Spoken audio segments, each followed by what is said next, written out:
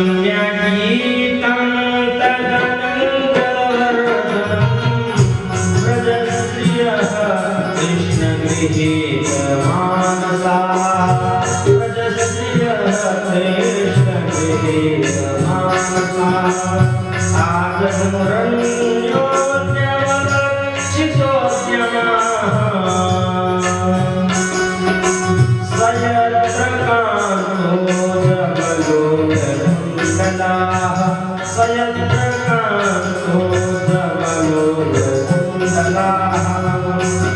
उधर मधुर गीत को जब गोपियों ने सुना है, देखिए बंसी 2 बार बजी है पर दोनों का परिणाम भिन्न है। पहली बार बंसी बजी तो सुखदेव जी महाराज कहते हैं इति वेणुरमं राजन सर्वभूत मनोरमं। पहली बंसी जब बजी तो उस वेणु से मोहित हुए हैं, पाषाण भी द्रवीभूत हुए हैं, यमुना की धाराएं भी स्तब्ध हो गई हैं, सारा त्रिभुवन मोहित हो गया है। पर आज ऐसा नहीं हुआ।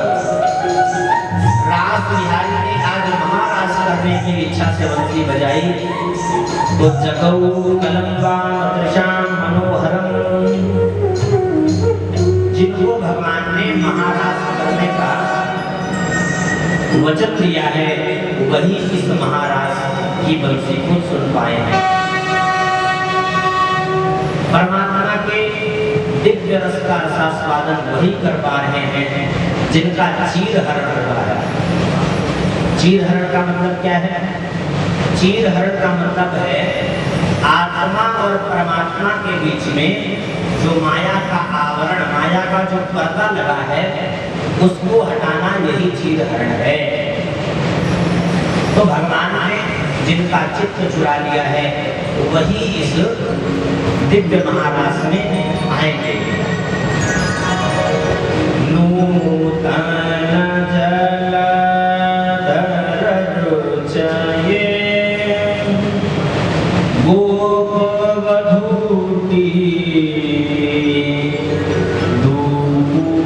दूलचौराय तस्मै कृष्णाय नमः। संसारमही रोहस्य बीजाय तेषां वधूतयः बुद्ध्या आसां आवरणानि अज्ञानानि गोपाः वीराः। गोप रूपी जीव की बुद्धि रूपी गोपी में अज्ञान रूपी जो आवरण लगा हुआ है उस अज्ञान के आवरण का हरण करने वाले भगवान हरि हैं। हरते इति हरि, जो हरण करते हैं। अब आप देखिए गोपियां भी आज आत्मा हो गई हैं। कन्हैया की बंसी जहां कान में पड़ी कि गोपियां चल चली। प्रथम सुने भागवत भक्त मुख भगवत वाणी, द्वितीय आराधय भक्ति व्यास नवनीत बखानी, तृतीय करे गुरु समझ दक्ष सर्वज्ञ रसीलो, चौथे होय विरक्त बसै मन राजशीलो। प्रथम सुने भागवत भक्त मुख भगवत वाणी, द्वितीय आराधय भक्ति व्यास नवनीत बखानी, तृतीय करे गुरु समझ दक्ष सर्वज्ञ रसीलो, चौथे होय विरक्त बसै मन राजशीलो। पंचम भूले देह सती छठे अपना रात की, सातवें पावनी रस श्री स्वामी हरिदास की, सातवें पावनी रस श्री स्वामी हरिदास की। भगवत रसिक श्री व्यासदास जी महाराज भाव व्यक्त कर रहे हैं कि पंचम भूमिका में साधक जब अपने देह का भान न करे तब परमात्मा के दिव्य महाराज का अधिकारी बनता है। आज गोपियों की स्थिति वही बन गई है। वंशी सुनी और तुरंत भाग खड़ी गई। एक गोपी तो गैया दूह रही थी, वंशी की जैसे ही तान सुनी, दूध जिस पात्र में दो रही थी उस पात्र को वहीं पटक दिया और भागी भागी चली आई। एक गोपी चूल्हे में हलवा बना रही थी, जहां वंशी की तान सुनी, कलछुल पटक करके वो भी भाग चली। एक गोपी वस्त्र धारण कर रही थी, तो उसने जैसे ही सुना उल्टे सीधे वस्त्र पहनी थी, उसी तरह से वो भाग पड़ी। एक गोपी अंगराग लगा रही थी और जहां कान में वेणु पड़ा तो अंगराग जहां लगा था उतना ही लगा रह गया, उतने पर ही छोड़कर आधा लगाया और आधा छोड़ करके चल पड़ी।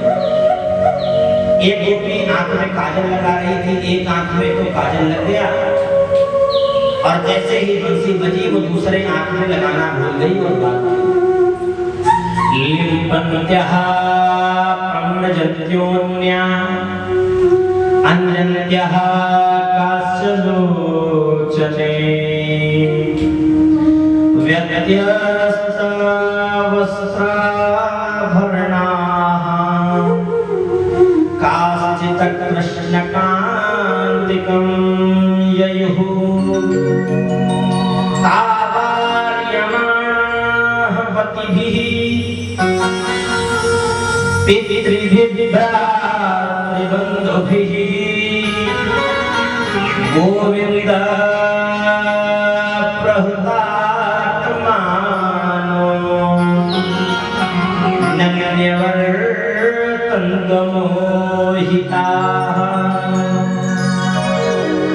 गोविंद की वंशी बनी है तो सारी गोपियां एकत्रित हो गई हैं। गोपियां जैसे ही पहुंची, भगवान ने स्वागत किया है।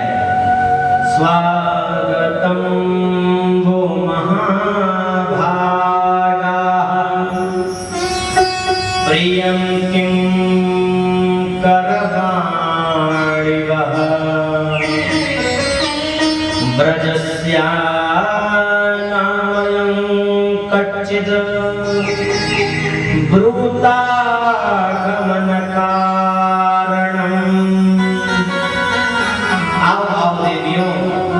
स्वागत है।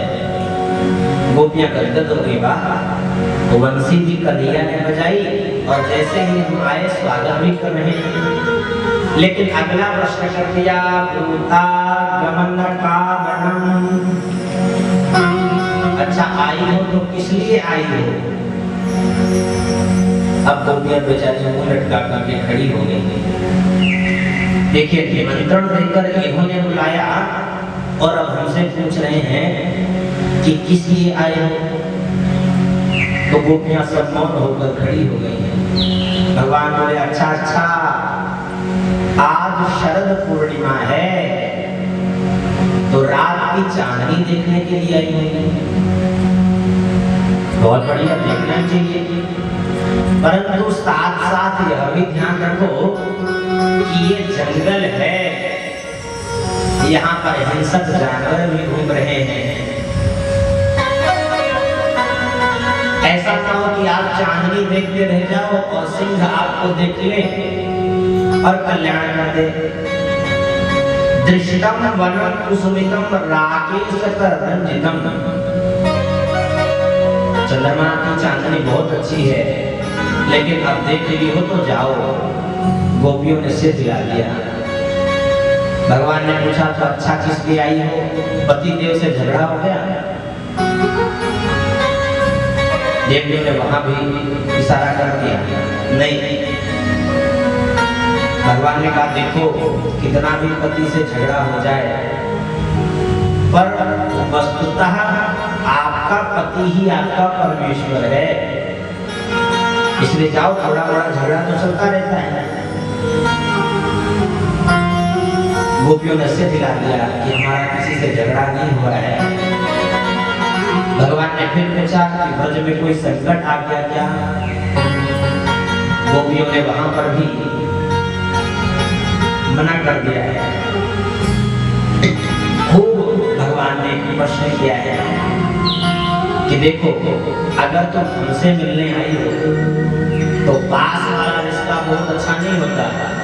पास में रोज रोज आने लग जाओ तो जो आपका प्रभाव होगा वो कम हो जाएगा, क्योंकि आप नजदीक के हो जाएंगे।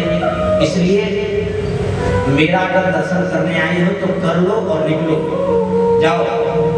और सुनो, अगर बहुत लालसा हो तो श्रवणात् दर्शनात् ध्यायान् मयि भावो नुकीर्तनात् न तथा सन्निकर्षेण प्रत्यात् ततो गृहान्। देखो गोपियों, लोक लाज का थोड़ा ध्यान रखो। देखो, अगर बहुत हमारी याद आवे तो हमारे गुणों को सुन लिया करो और हाथों से कीर्तन कर लो, कानों से सुन लो, मुख से हमारे मंगलमय नामों को गालो। और देखने की इच्छा हो तो सायंकालीन हम गैया चरा के आते हैं तो दर्शन कर लिया करो। अब बार बार जब जाने जाने के लिए गोपियों से कह रहे हैं भगवान, तो 10 श्लोकों में भगवान ने गोपियों से प्रश्नोत्तर किया है और 11 श्लोकों के माध्यम से गोपियों ने भगवान को प्रत्युत्तर दिया है। इसी का नाम प्रणय गीत है।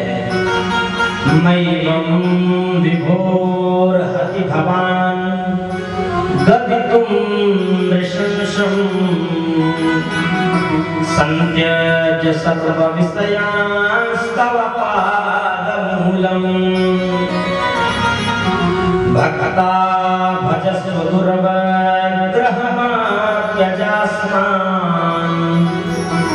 देवो यथापि पुरुषो भजते मुमुक्षो। हे प्रभु, हे विभो, हमारा इस प्रकार परित्याग मत करो। हम कैसी कैसी आशाएं लेकर, अरे हम आपका ये उपदेश सुनने के लिए नहीं आए हैं। देखो, आपको अधिकार नहीं है कि आप हमको आज्ञा दो। प्रभु, हम आपको खीर का भोग लगाने आए हैं। भक्ता भजस्व दुर्वग्रहमात्यजास्मान्, भात का भोग लगाने आए हैं। तो यहाँ पर भगवान सुन रहे हैं। देखिए, भक्त और भात दोनों में बहुत ज्यादा अंतर नहीं है।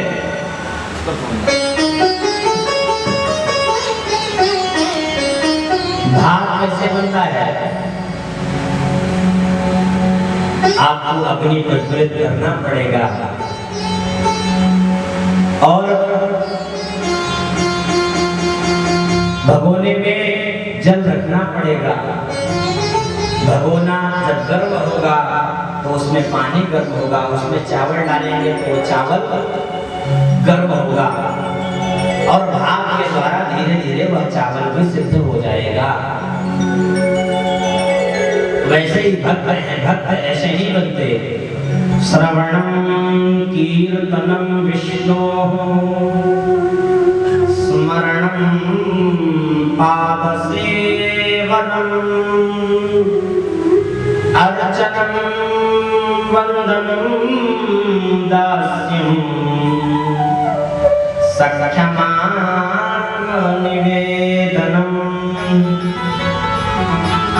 पहले भगवान की कथाओं को, भगवान की महिमा को हम सुनते हैं, फिर उसी को सुनने के बाद कीर्तन करते हैं। कीर्तन कर लिया संतों के मुख से हमने भगवान के स्वभाव को समझ लिया, भगवान के स्वरूप को समझ लिया, तो अब उसका चिंतन करने लग गए। अब जब उनका चिंतन करने लग गए तो मन में हुआ कि भैया भगवान हमारे घर में आ गए हैं तो इनकी सेवा भी करनी चाहिए। तो भगवान के चरणों को धुलना, क्योंकि चरणों से ही चिंतन शुरू होता है, तो भगवान के चरणों को धुल रहे हैं।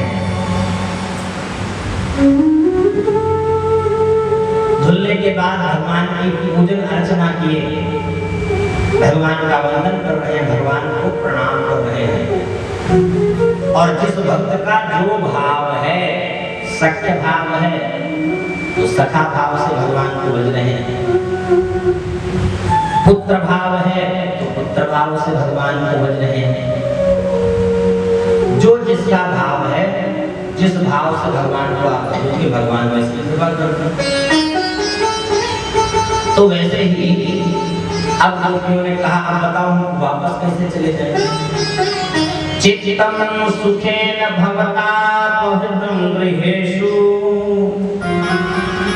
यद् विसर्जित करावपि गृहीयते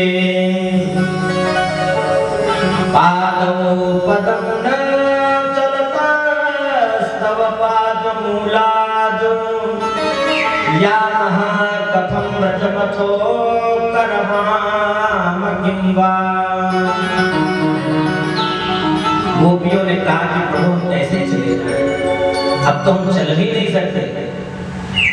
भगवान ने कहा अच्छा चल नहीं सकती तो हम तुमको अपनी कृपा से वहां पहुंचा देते हैं। गोपियों ने कहा शरीर से तो वहां पहुंचा दोगे और मन हम लोगों का अपने पास रख लोगे। जब ये मन रख लोगे तो हम वहां क्या काम करेंगे? अभी देखो मन आपकी ओर खींचा है, एक आंख में काजल है, दूसरी आंख में काजल लगाना भूल गए, तो वहां सास खूब चिल्लाएगी जब हम ऐसे काम करेंगे तो, क्योंकि मन आपके पास है, मन के बिना काम होता नहीं। जिस कार्य को लोग कहते हैं मन लगा करके काम करिए, मन लगाकर पढ़ाई करिए, और जब आपके पास मन ही ना हो, मन कहीं और हो, मन कहीं और हो, तो आप कैसे काम करेंगे?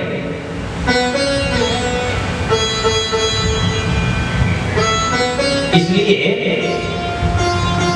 प्रभु ये मन आपके पास है, अब हम क्या करें? आप हमको अधरामृत का पान कराइए। सिंचानम नस्धरामृत पूरकेण। ये अधरामृत क्या है? धरती की धरा, धरामृतम धरामृतम धरामृतम न भवति इति अधरामृतम। धरती का नाम है धरा, जो सबको धारण करती है। धारणा धर्म, धारण करने वाले धर्म है। और धरा पर जो अमृत उपलब्ध होता है उसे कहते हैं धरामृत। और धरती का नाम है धरा, जो सबको धारण करती है, ये तो ठीक है। जो अमृत इस धरा पर भी उपलब्ध ना होवे उसे कहते हैं धरामृत। वो किसके पास है? वो प्रभु आपके पास ही है। रसो वैसः रसं यो वायं लब्ध्वा नन्दे भवति। तो प्रभु आपके पास जो रस है उस रस का पान कराइए। प्रभु आप भगवती हैं, आपने सभी को अपने वश में कर रखा है। अब भगवान ने परीक्षा लेके समझ गए कि देखो अब हम सब इस परीक्षा में उत्तीर्ण हो गए, क्योंकि आपका भाव है, आप तन मन से समर्पित हैं। देखिए अर्पण, तर्पण और समर्पण जब तक ये तीनों भगवान में नहीं होगी तब तक हमारा कल्याण सुनिश्चित नहीं है, तब तक भगवान हमको प्राप्त होने वाले नहीं है। हम लोग अर्पण तो कर देते हैं, पैसे रुपए कहीं गए मंदिर में चढ़ा दिए, या बहुत जरूरत हुई तो उसको बनवा दिए, कोई समस्या है तो। लेकिन अपनों का अर्पण, अपनों का तर्पण जो अपने चले जाते हैं उनमें बड़ा चिंतन रहता है लोगों का। अरे राम राम, हमारे जो पिताजी थे अब पधार गए, कैसे होगा, क्या होगा। तो वो ना आपके कारण आए थे और ना आपके कारण गए हैं, वो भगवान के थे, भगवान ने उनको भेजा था और भगवान ने ही उनको बुला लिया, इसलिए उनका अर्पण और समर्पण इसका मैं और मोर सभी का समर्पण, जो कुछ भी है सार सर्वस्व वो प्रभु आपका ही है। तो भगवान ताता थैया करके नृत्य करने जा रहे हैं। कामदेव ने भगवान को देखा है तो विचार किया है कि आज मैं प्रभाव आपके ऊपर जरूर छोड़ूंगा। कामदेव ने भी अपने सभी बाणों को छोड़ा है, लेकिन भगवान ने कामदेव के काम को भस्म किया है, उल्टा टांग दिया है कामदेव को। कामदेव भी लज्जित हुए हैं और भगवान को अच्युत नाम दिया है। न स्वभावच्युत है अच्युत, जो अपने स्वभाव से कभी अच्युत नहीं होता वही अच्युत है। बोलिए अच्युत भगवान की। भगवान अपने स्वरूप से कभी भी विचलित नहीं होते, अपने कार्यों से कभी विचलित नहीं होते, इसलिए उनका नाम अच्युत पड़ा है। अब देखिए यहाँ पर गोपियों के बीच में जितनी गोपियां उतने भगवान। तो भगवान ने नृत्य करना आरंभ किया है गोपियों के मध्य में। अब देखिए गोपियों के मन में यह भान हो गया, उनको लगा कि देखो इस जगत को जो अपने इशारों पर नचाता है उस साक्षात श्रीमन नारायण को आज हम अपने इशारे पर नचाते हैं। अब देखिए ये उनको हो गया कि हम इतनी सुंदरी हैं, हम हमारे प्रभाव से ही नाच रहे हैं। सौंदर्याभिमान उनको जाग गया। और जो भगवती राधा है, श्री जो भगवती राधा है, उनको लगा देखो ये हमारे प्राण प्रीतम हैं और जिस तरह ये हमसे प्रेम करते हैं वही सब गोपियों से करने लग गए। उनको भी अभिमान हो गया, उनको मान हो गया, देखो लूट गए। बाकियों को हो गया अभिमान और एक भगवती को मान हो गया तो तुरंत भगवान अंतर्धान हो गए। इसलिए अभिमान जीवन में कभी नहीं आना चाहिए। भगवान यहाँ से भगवती राधा को भी लेकर के गए हैं। कुछ दूर जाकर के भगवान ने भगवती राधा का श्रृंगार किया है। भगवती राधा से आगे चलने के लिए कहा, उन्होंने कहा अब तो मैं बहुत थक गई, अब तो हम नहीं चल पाएंगे। भगवान ने कहा आओ हमारे कंधे पर बैठ जाओ। यहाँ पर भगवान ने कंधे पे बैठाने के लिए कहा है। भगवान नीचे झुके हैं और भगवती जैसे ही उनके कंधे पर बैठना चाहे तुरंत भगवान वहां से भी अंतर ध्यान हो गए, मूर्छित हो गई हैं राधा जी। भगवान अंतर्धान। अब गोपियां ढूंढते ढूंढते आगे आई हैं, पेड़ों से वृक्षों से पूछ रही हैं। तुलसी से आकर पूछा कि क्यों बहन तुलसी, तेने कन्हैया को देखो का? हवा चली तेज से और तुलसी हिल गई। बोले ये क्या बताएगी, ये तो हमारी सौतन है, ये क्यों बताएगी, ये तो छुपा भी लेगी फिर भी नहीं बताएगी। तो यहाँ पर खूब भावों को रखा है गोपियों ने और करते करते पहुंच गई हैं यमुना जी के किनारे। बीच में भगवती राधा भी मिली है। भगवती राधा को साथ में लेकर के यमुना जी पहुंची हैं। कि यमुना किनारे के रास करने वाले हैं कन्हैया, अब अगर हमारे गाने पर ये आते हैं तो ठीक है, अगर नहीं आए तो इसी यमुना जी में कूद करके अपना गान दे देंगे। अब जब ऐसी बात हुई तो विरह में ये गीत प्रस्तुत किया है, इसी का नाम गोपी गीत है। देखिए आज गला थोड़ा सा भारी भी है, लेकिन फिर भी गाने का प्रयास किया जाएगा। जयति तेधिकं जन्मना प्रजः श्रयत इंदिरा शाश्वत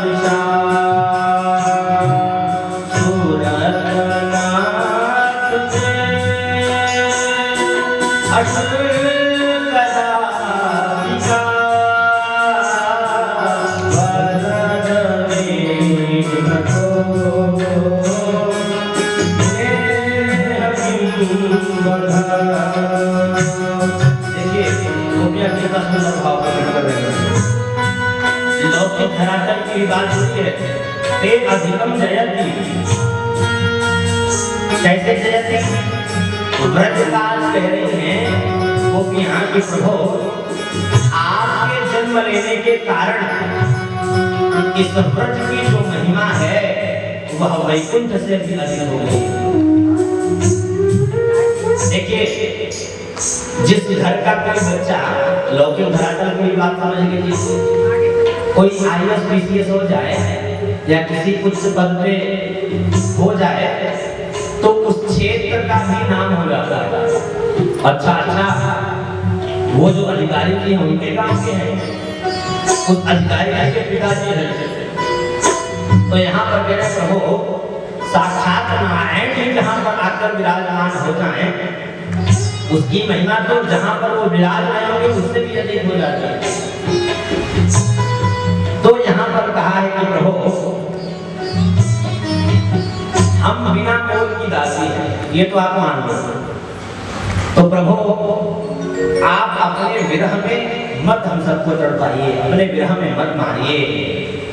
क्या विरह में मारना नहीं था? जब आप बचाना ही चाहते थे, हमको मारना नहीं चाहते थे। जब हमको आप मारना अगर चाहते थे तो आपने इतने बाधाओं से कैसे हमको बचाया? क्यों बचाया? किस किस बाधाओं से बचाया? विष जला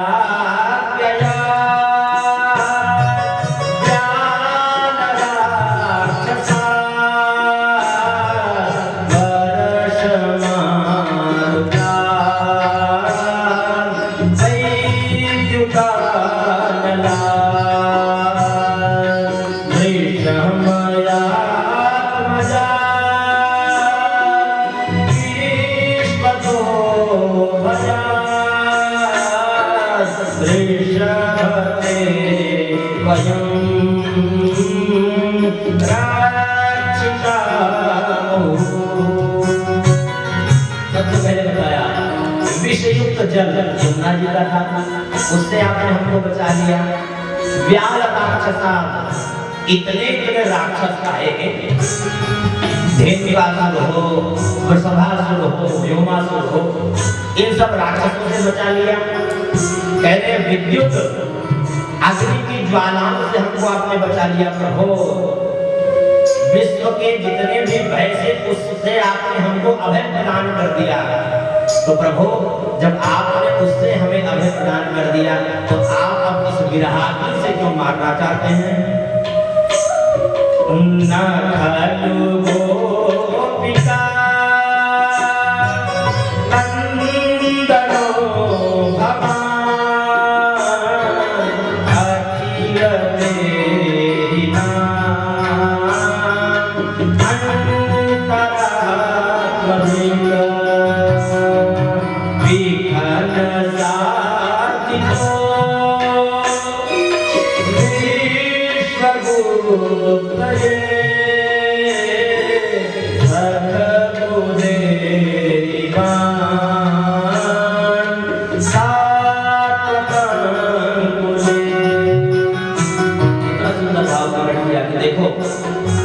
केवल तुम नृत्य के लाला नहीं हो, अभी सभी के अंतरात्मा में विराजमान आप प्रभु श्री नारायण हो। हमें पता है कि ब्रह्मा जी ने गुप्त रूप से आपसे निवेदन किया कि प्रभु आप यदुवंशियों का कल्याण करो, ब्रजवासियों का कल्याण करो, इसीलिए आपने यदुवंश कुल में आपने अवतार धारण किया। विरचिता भयं विष्णुर्यते चरणमीयुषा संस्कृते भजा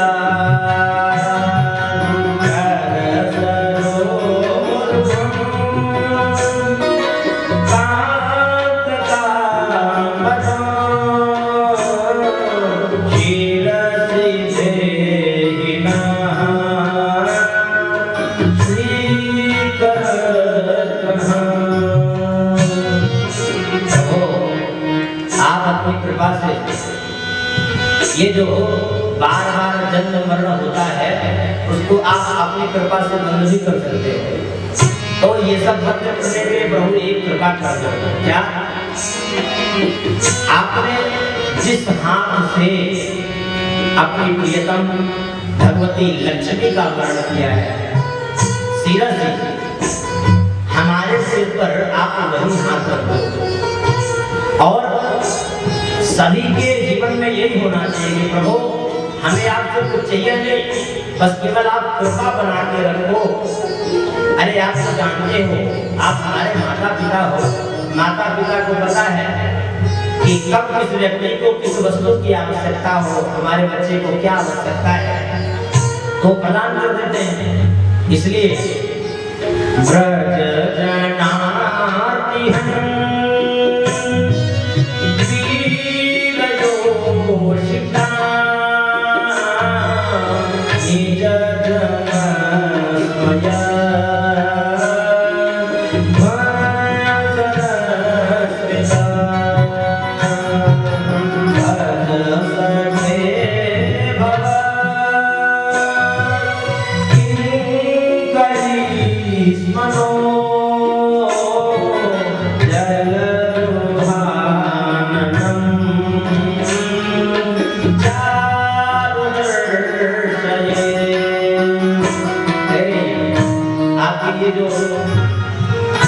नमस्कार है।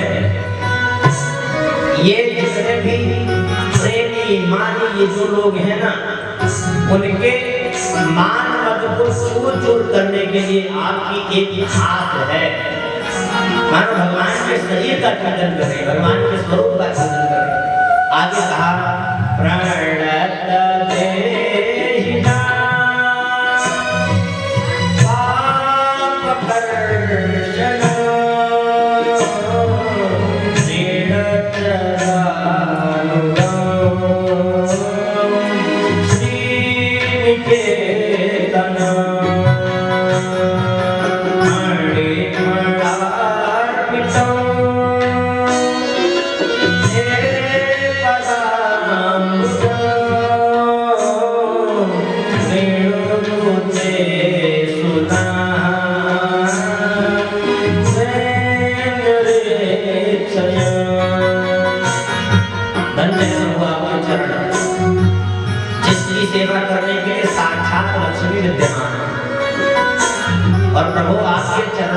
देखिए सौभाग्य किसने प्राप्त किया?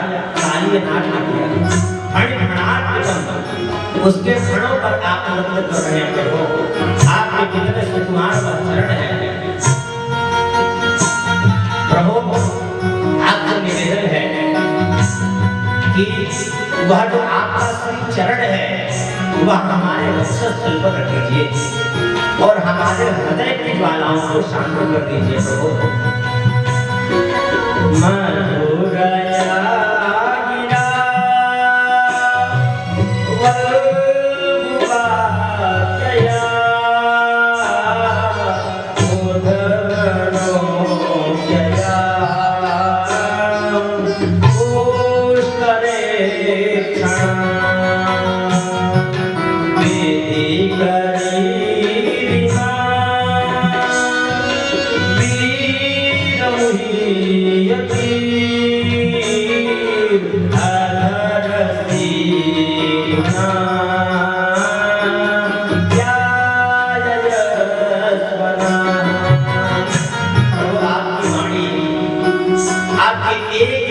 इतने मधुरात मधुर हैं मानो अमृत की वर्षा के मुखारविंद से हो रही है प्रभु। आपकी यह आज्ञाकारी जो गोपियां हैं आपके उन्हीं वाणी से उन्हीं शब्दों से मोहित हो रही है। तो प्रभु वह अमृत से भी मधुर जो आपका अधर रस है वह हमको पान कराओ।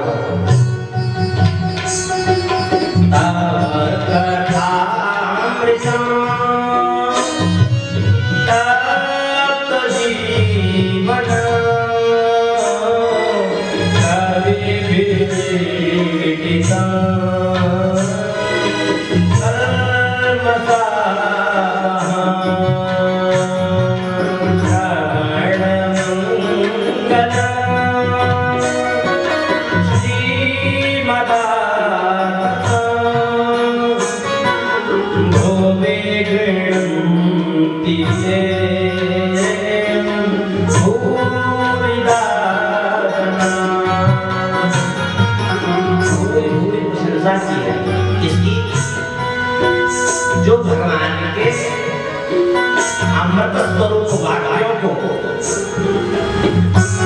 गाते हैं कहते हैं वो शब्द कैसे हैं? वो परम कल्याणकारी हैं। कल्पसापम उसके सुनने मात्र से ही जितने जीव के जन्म जन्मांतर के कल्मष हैं तुरंत उन कल्मषों का क्षय हो जाता है। तो भूरी भूरी प्रशंसा यहाँ पर गोपियों ने उन कवियों की है जिन्होंने भगवान का मधुर नाम गाया है।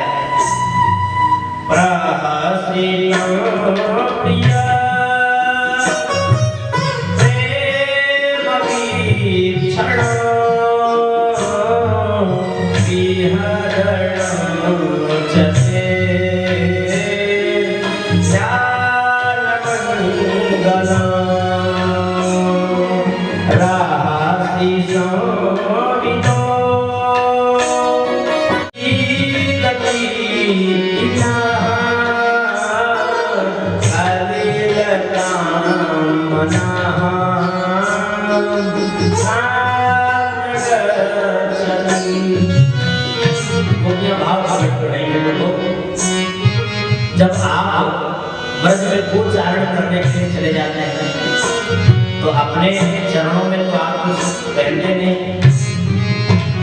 वो इतने सुकोमल चरण हैं कि आप जाते होंगे तो शिला पत्थर आदि या बड़े बड़े कांटे हो कहीं आपके चरणों में थोड़ा सा भी अगर लग जाते हैं तो कितना कष्ट होता होगा प्रभु आपको। कह रही है देना परीक्षे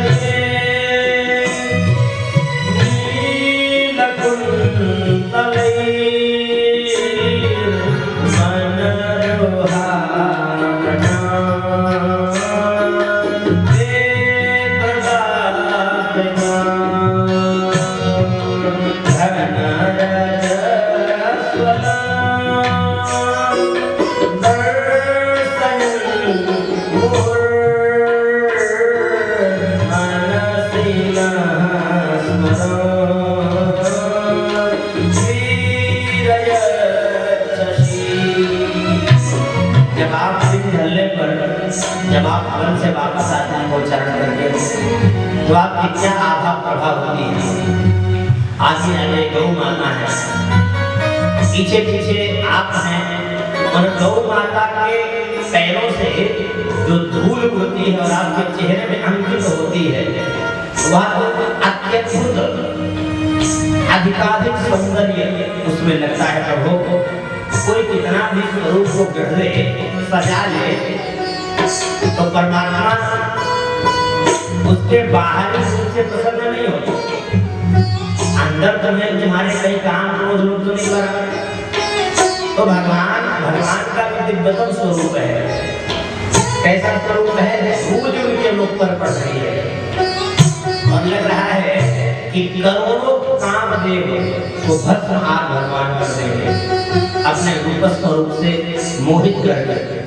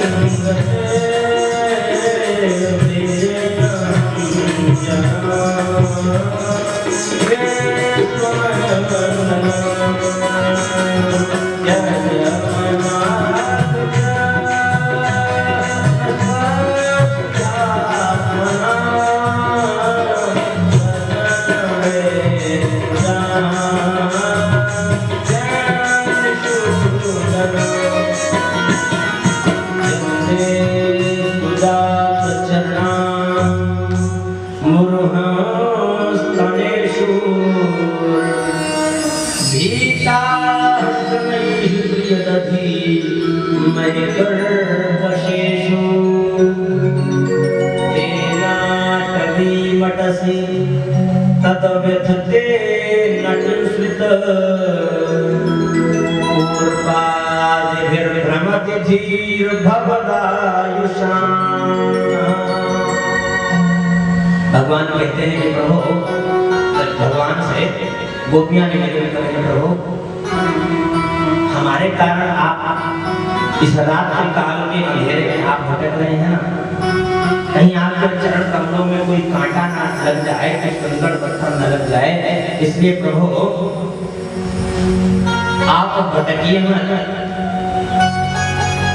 अब हम अपने प्राणों को निछावर कर रहे हैं, अब यमुना जी में अपने प्राणों को समाप्त करेंगी।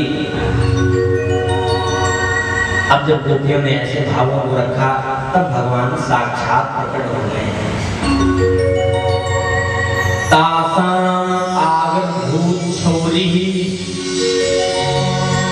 स्मयमान मुखाम्बुजः पीताम्बरधरः स्रग्वी साक्षान्मन्मथ।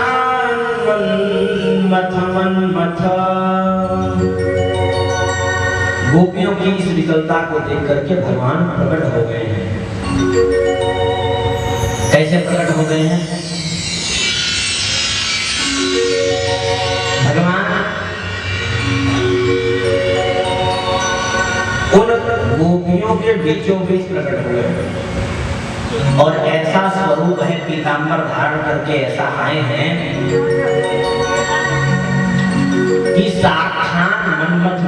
यहाँ पर कहा करोड़ों कामदेवों के काम को भस्म कर देने वाले भगवान प्रकट हो गए हैं।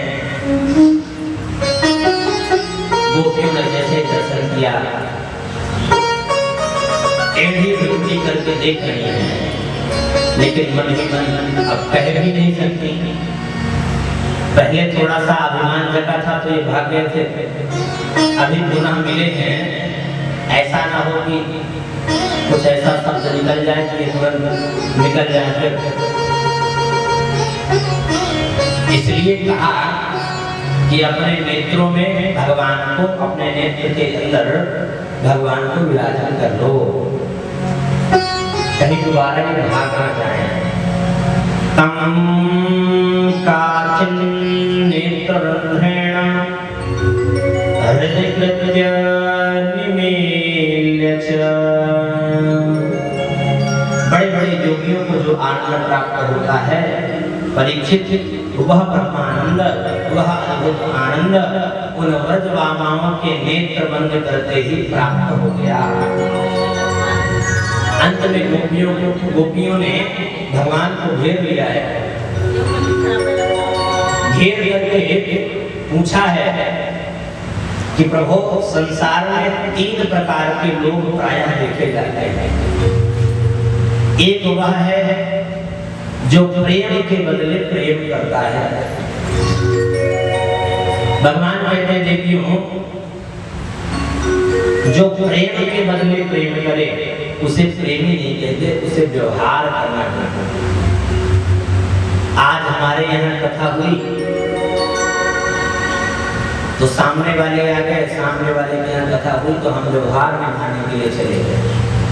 कथा सुनने की इच्छा नहीं है, लेकिन व्यवहार निभाने के लिए हम वहां चले गए। तो ये तो यहाँ पर मतलब सिद्ध हो रहा है ना। यहाँ पर कहा है कि 4 प्रकार के ऐसे व्यक्ति हैं, आत्माराम, आत्मकाम, आत्मज्ञ और गुरुद्रोही। आत्माराम जो संत होते हैं वो केवल अपने शरीर से प्रेम नहीं करते और करके भी क्या करेंगे, जिसको कुछ समय तक साथ चलना है उसका करेंगे क्या। आपका काम की सारी कामनाएं पूर्ण हो गई है, इसलिए वो किसी से प्रेम भी नहीं करता। यहाँ पर फिर कहा स्वार्थ की बात करी, स्वार्थ की बात आपका काम में सिद्ध हो गई। और अब सीधे गुरुद्रोही की बात हो गई कि चौथा गुरुद्रोही जो प्रेम करने वालों में लूटने की कोई कसर ना छोड़े वो गुरुद्रोही होता है। एक गोपी बोली ये चौथे नंबर के ही घड़ी है। भगवान ने सुन लिया तो कहा है गोपी को हमको गुरुद्रोही क्यों कह रही हो? गोपी ने कहा गुरुद्रोही नहीं हो तो कौन हो? बंसी बजाकर बुलाया हमने और रोका हुआ छोड़ करके भाग गए। गुरुद्रोही का यही लक्षण है। प्रत्येक गोपियों ने अपने अपने भावों को रखा है। सुखदेव महाराज कहते हैं भगवान कह रहे हैं कि गोपियां यहाँ भी हमने तुम्हारी परीक्षा ली, अब परीक्षा में तुम पास हो। अब वृंदावन में रास फिर से होने जा रहा है। महाराज में सभी प्रवेश पा रहे हैं। भगवान भोलेनाथ ने भी निवेदन किया है पार्वती से, कहा कि मैं भी रास में जाऊं। तो प्रवेश जैसे दूसरे